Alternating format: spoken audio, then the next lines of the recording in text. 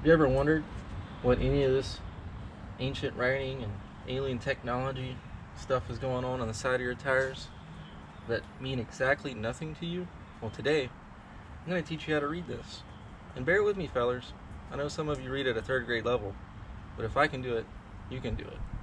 And maybe, just maybe, after learning this useless information, you can impress your dad, or if you're lucky enough, your girlfriend. First things first, you get that jack that's been in your garage for 10 years and you've completely never serviced, and you just place it on the car. Doesn't matter anywhere. It'll work. Just go up with it. Don't even bother looking. Just do it. So once you get the car jacked up, not jacked off, you're gonna have to take off the wheel. To do that, you can use two tools. Me, I prefer the good old electric 9mm. But depending on your financial situation, you might have to go with this guy. This is a 4-way. No, not the one your parents had with your neighbors when they left you alone for Christmas Eve. The one that actually saves the marriage.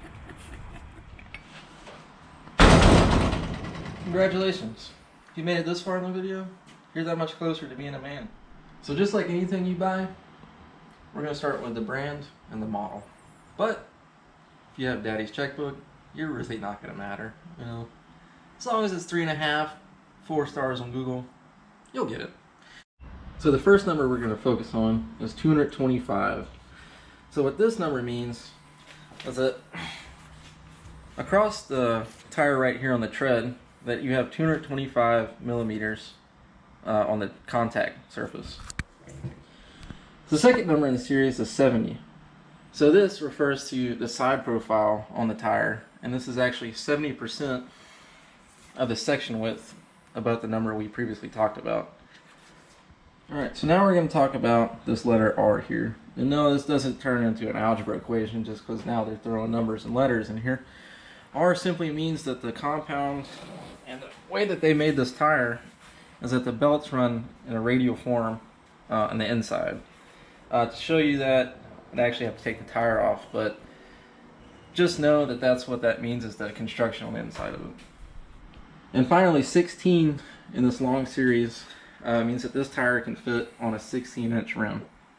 Now, one really good thing to pay attention to if you're buying a used car especially, and you want to know how much life you can get out of your tires, go ahead and look at this. It says DOT, Department of Transportation.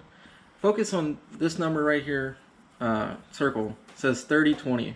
So if you look at the first two numbers, 30, that's going to be the 30th week of the year it was made. And then you look at the last two numbers, that's going to tell you what year it was made, 2020. So then you can expect how much life you can get out of a tire. With proper care, you can get about 6 to 8 years. So the next thing to look at is your tread wear, your traction, and your temperature. So starting with tread wear, this tire is rated at 680.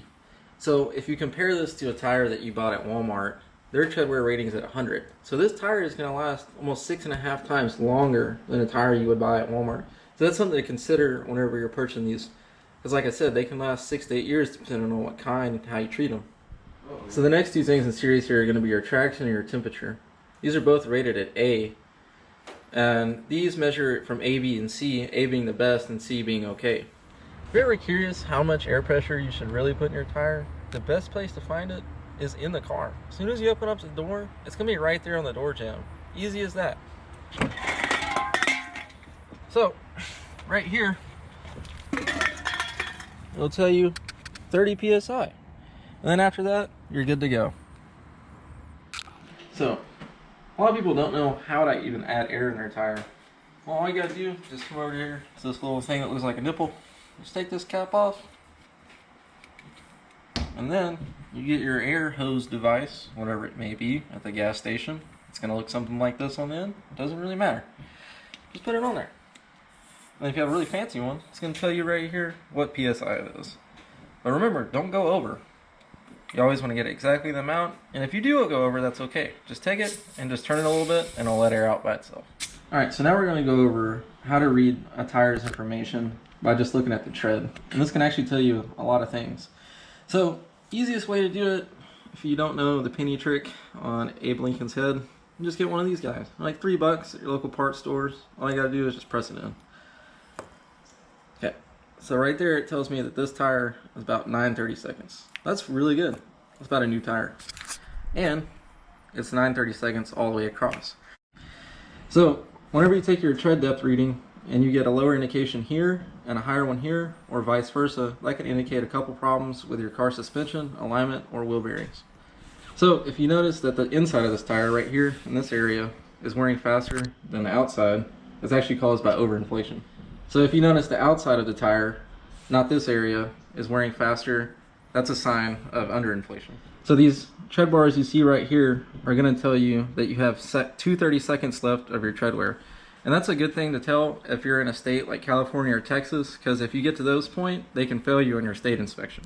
So the reason why shops recommend tire rotations, and the reason why you should do it, is to prevent premature tire wear. These can be terms like feathering, chunk out, or cupping. You can have tire that wears across the sides such as this. You can have chunks of tread missing out, or you can have uneven wear in a wave kind of form. That's why it's always recommended to rotate your tires to get the maximum life out of them. So if you're curious and you ever own a car like this, and at a shop, you take it in for a tire rotation, a shop recommends that you can't, or they're unable to, it's because the way that these tires and wheels are designed is that they can't be rotated because the tire tread is directional and they're different sizes. So whenever you're done with your service and you put your wheel back on, make sure that you're going in a star pattern. And if you're going to use an impact, don't hit it like your drunk stepdad hits you at night. Before your final step, using a torque wrench to torque the wheel, make sure that you remove your jack stand and jack. Before you let the vehicle all the way down, make sure that your jack still has some engagement. That way you can properly torque it and then let it down all the way safely. Thank you guys for watching. Feel free to like, share, and subscribe. Hope you learned something. If you didn't, that's okay. At least you got a laugh out of it.